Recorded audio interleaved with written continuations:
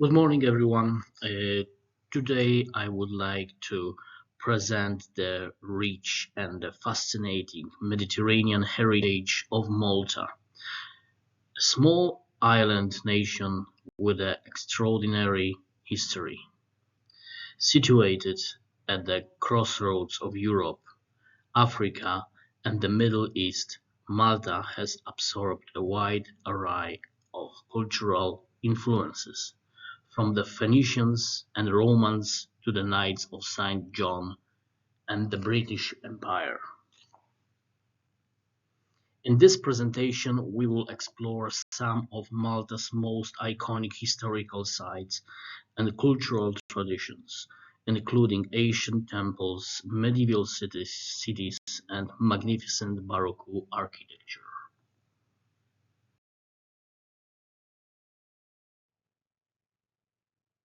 Before we start the proper presentation, I would like to say few important things about present Malta. Malta is a small country in the central Mediterranean Sea, just south of Italy, and consists of three main islands: Malta, Gozo, and Comino. Over centuries, many civilizations left their mark here, from the Phoenicians and Romans to Arabs and the Knights of St. John. The capital, Valletta, is a UNESCO World Heritage Site known for its beautiful Baroque buildings. Malta gained independence from Britain in 1964 and became a republic in 1974. Today, Maltese and English are the official languages. The country is also famous for its warm climate, clear seas, and stunning historical landmarks.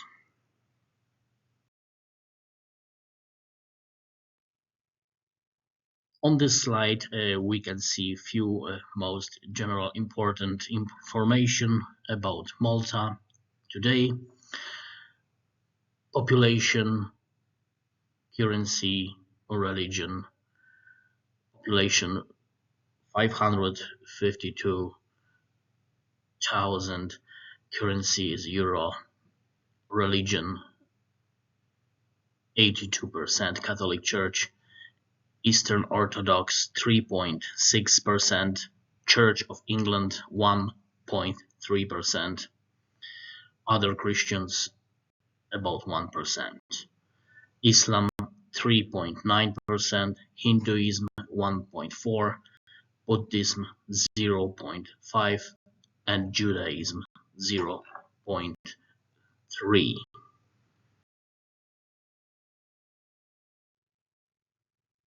Now let's talk about the settlers and nations that have inhabited Malta for centuries, which will be, I think, very important for this presentation.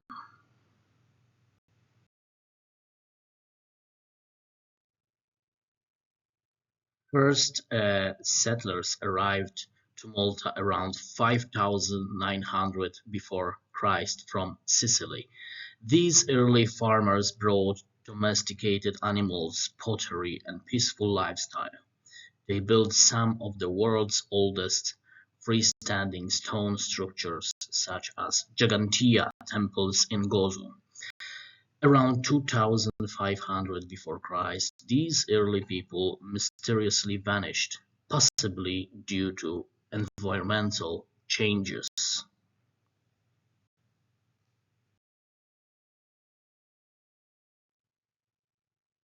And then after we have Phoenicians. Around 800 before Christ, the Phoenicians arrived from the Middle East. Great sailors and traders who made Malta a key stop on the Mediterranean trade routes. They founded early settlements like Tasilg and Medina, Malta's first capital. They also brought with them their writing system, pottery, religious practices, and they built burial chambers carved in rock.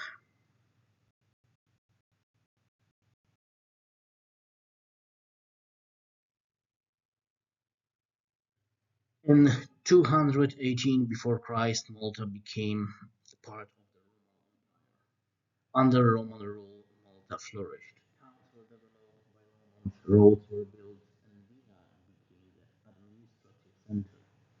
Christianity arrived around 60 Anno Domini with the shipwreck of Saint Paul.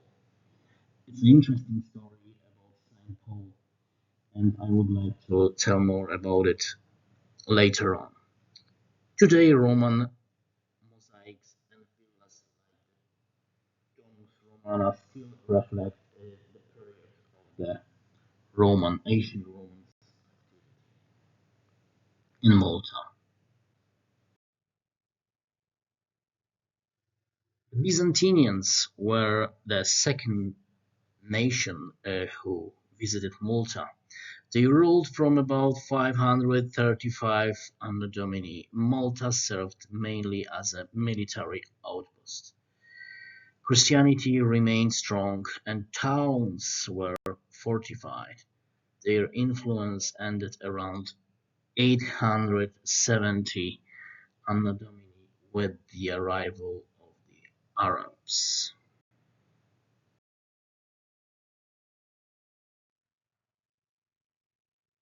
From 870 to 1091, Malta was under Arab rule. They introduced new agricultural methods, crops like citrus fruits and cotton, and irrigation systems.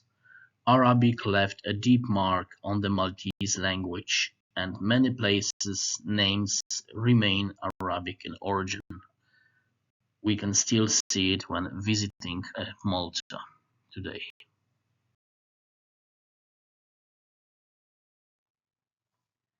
In 1091, the Normans took Malta, reintroducing Christianity, while Arab customs were tolerated. Latin culture and Christian institutions were promoted. Malta became part of the Kingdom of Sicily and began forming a feudal medieval society.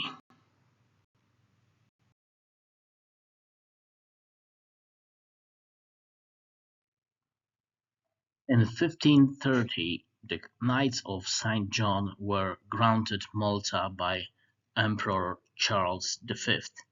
They built strong fortifications, including Fort St. Elmo and the city of Valletta. During their rule, Malta became a major naval base and a center of Baroque culture and architecture. They successfully defended the island during the Great Siege of 1565, when the Knights of St. John took a brave battle with big, strong Turkish army, and the Knights of St. John were succeed. So Malta and the Mediterranean Sea area were saved.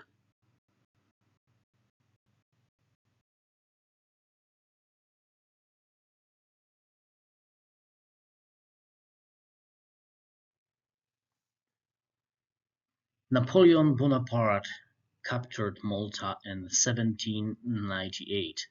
The French introduced modern reforms closing monasteries and abolishing feudal privileges, but the Maltese soon rebelled against the French, and by 1800, with the British support, French rule ended in Malta.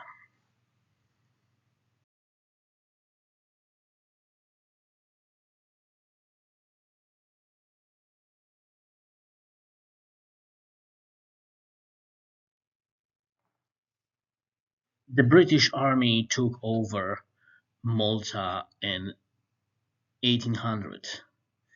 Then the country became a key of naval base, especially during World War II. English was introduced and remains as an official language today. Malta gained independence in 1964 and became a republic in 1974.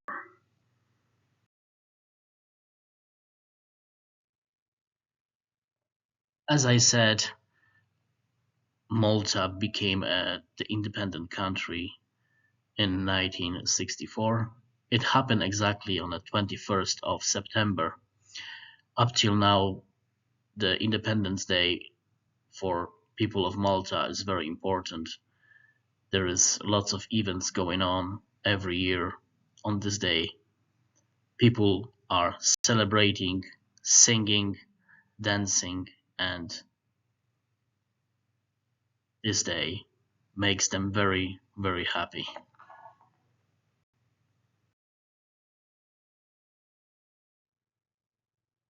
Now I would like to describe the most important heritage and historical objects from the oldest times uh, till 20th century. That will be a megalith, Templars, Christian, Catholic churches, and military objects.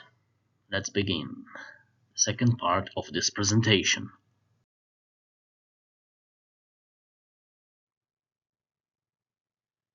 So let's start from the oldest times, from ancient times. The first one on the list is a temple, Gigantia temple in Gozo. It's dating back to around 3600 before Christ. These megalith temples are among the oldest freestanding structures in the world, predating Stonehenge and the Egyptian pyramids. Built using massive limestone blocks, some weighing over 50 tons, the Gigantia complex was used for fertility rites and nature worship. The name Gigantia comes from the Maltese word and it means giant, as locals believed giants built the temples.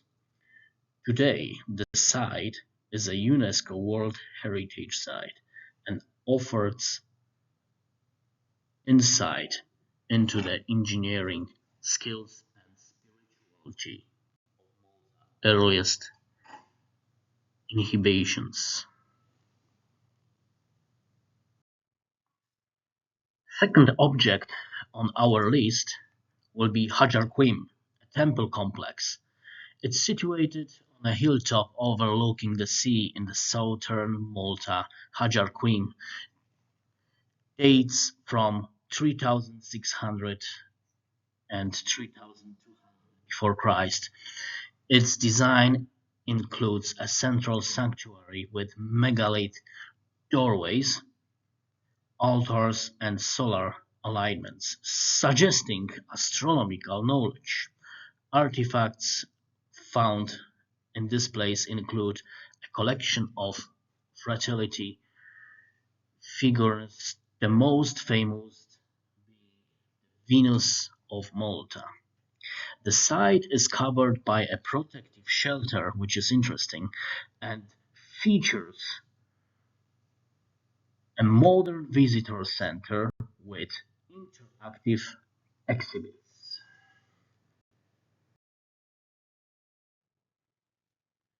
Number three on our list will be Tarshian temples. They were built around 3150 before Christ. The Tarshian temples are known for their ornate stone carvings including spiral designs, animal reliefs, and altars. The site comprises four interlinked structures believed to have hosted religious ceremonies involving animal sacrifice and communal rituals. Stone rollers found on site suggest early transportation technology.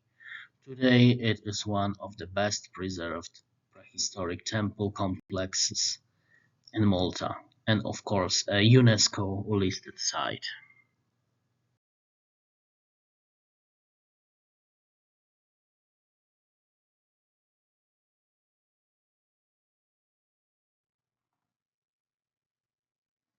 Another magnificent structure will be Halshalfini in Paola.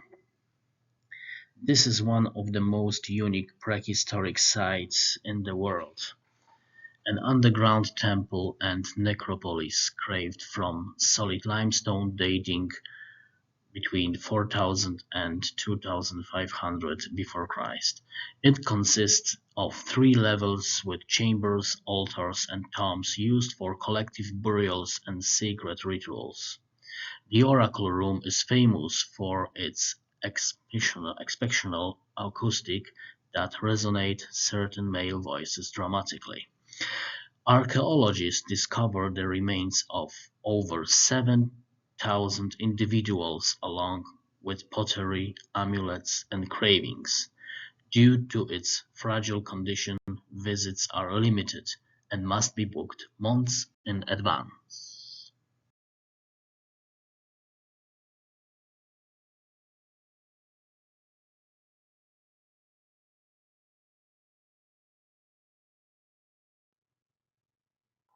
When talking about the ancient Romans' activity in Malta, we cannot forget about Domus Romana in Rabat. Domus Romana this was discovered in 1881. This elegant Roman townhouse dates from the 1st century before Christ and provides a glimpse into the life of the Roman elite. The mosaic floors here are among the finest in the Western Mediterranean, depicting intricate geometric patterns and mythological scenes. The site also houses a museum displaying statues, coins, and domestic items, giving a full picture of Roman daily life. It shows how Roman culture, architecture, and luxury influenced Malta during its time as a part of the Roman Empire.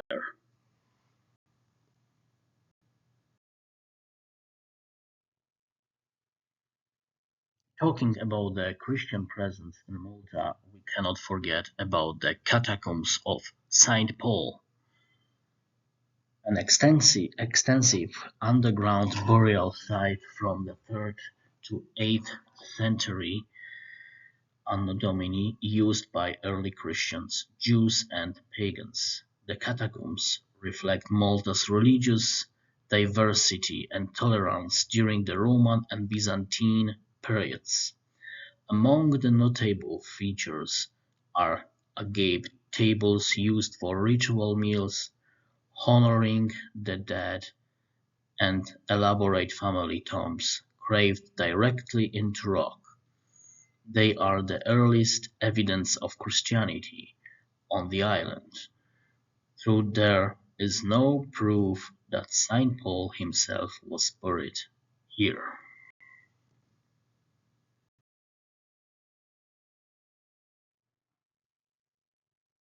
Now, I would like to introduce the oldest capital in Malta, which was Medina. Medina is also known as the Silent City and was originally settled by the Phoenicians, then fortified by the Romans and later reshaped by the Arabs and Normans. Known for its quiet, car-free atmosphere, this walled city boasts Baroque and medieval architecture, narrow streets, and noble places. Highlights included Saint Paul's Cathedral, the Medina Gate, and panoramic views of the island. Today Medina has fewer than 300 residents and remains a living museum of Malta's aristocratic past.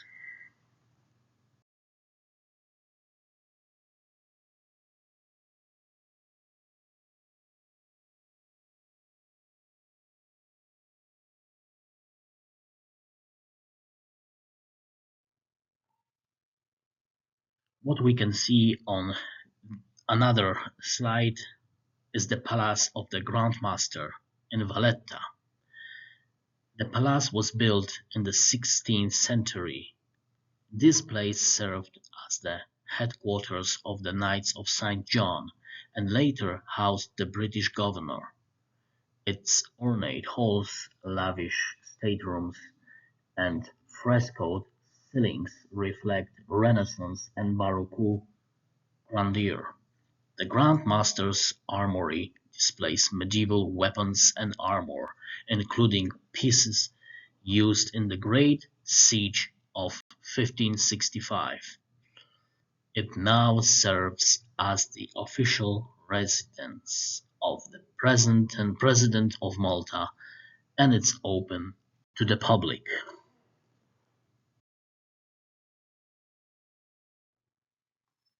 The second on the list of our heritage fascinating objects is St. John Cathedral in Valletta.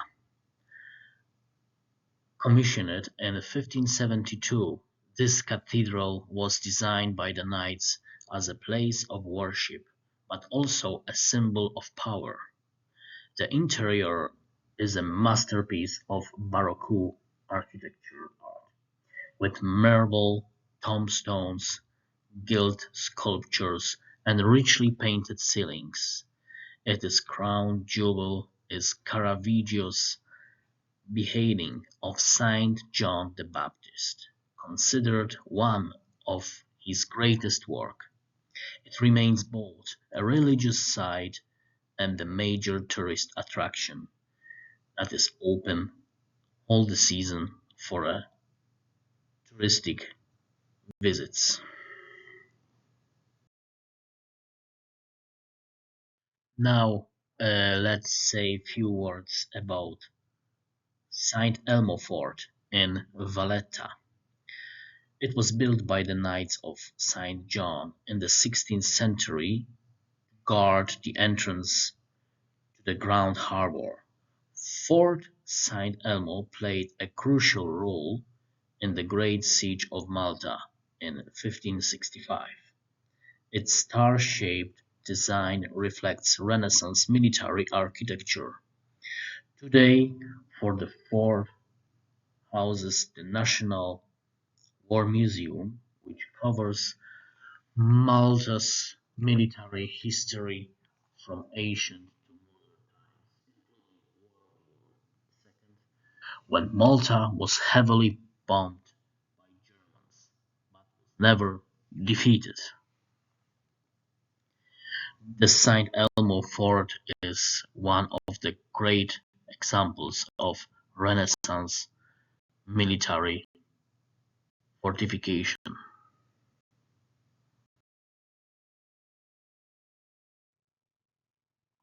While talking about the cultural life, theaters, we cannot forget about Manual Theatre, located in Valletta. It is one of the Europe's oldest working theatres, founded in 1731 by the Grand Master Antonio Manuel de Vilhena.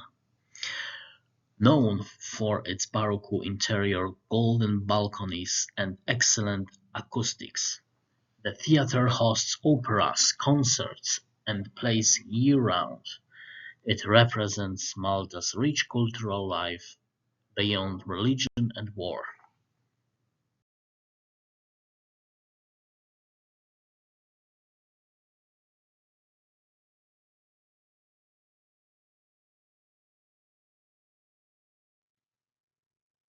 Now let's say few words about another island, which is Malta country as well. This is the Gozo Island. It's the second biggest island after Malta, and it belongs to the country Malta also. So I would like to introduce and describe few of the most important objects of Gozo heritage.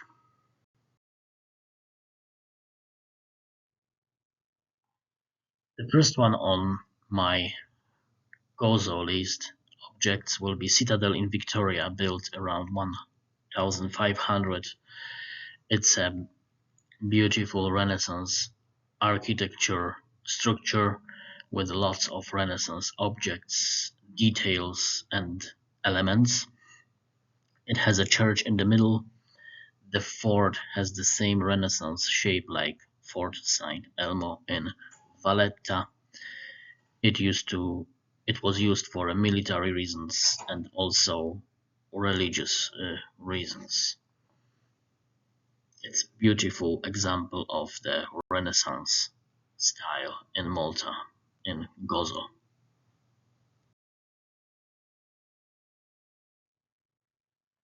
On this slide, I would like to introduce one of the most beautiful Byzantine-style basilica. It was built in 1672 and it's located in Gozo. This richly decorated Baroque basilica is known as the Marble Church due to its lavish use of Italian marble. It features painted vaults, gilded ornamentation, and numerous chapels. It remains the spiritual heart of Gozo and hosts major religious festivals and cultural events.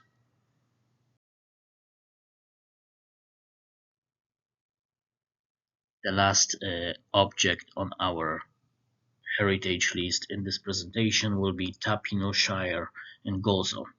It's located near Garab. This shire is associated with a miracles event that happened in 1883 when a local woman heard the Virgin Mary talking.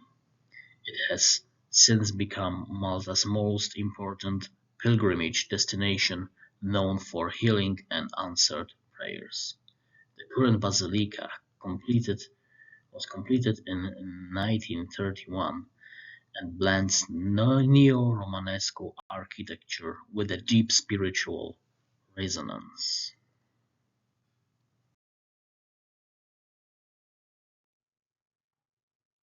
As we could see, Malta and its islands have a very rich and fascinating heritage, which has been shaped by many cultures over the centuries. It covers periods from megalithic temples, Roman influences, to the medieval cities and Baroque architecture. Malta stands as a unique crossroads of civilizations.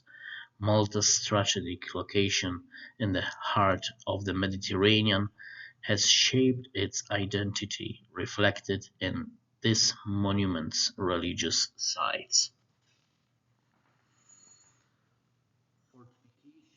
And vibrant local customs. By preserving and celebrating this heritage, Malta continues to honor its its past while sharing its cultural treasures with the world. I hope that you had a nice time while listening to this presentation. Again, thank you very much for your time and your attention, and see you next time.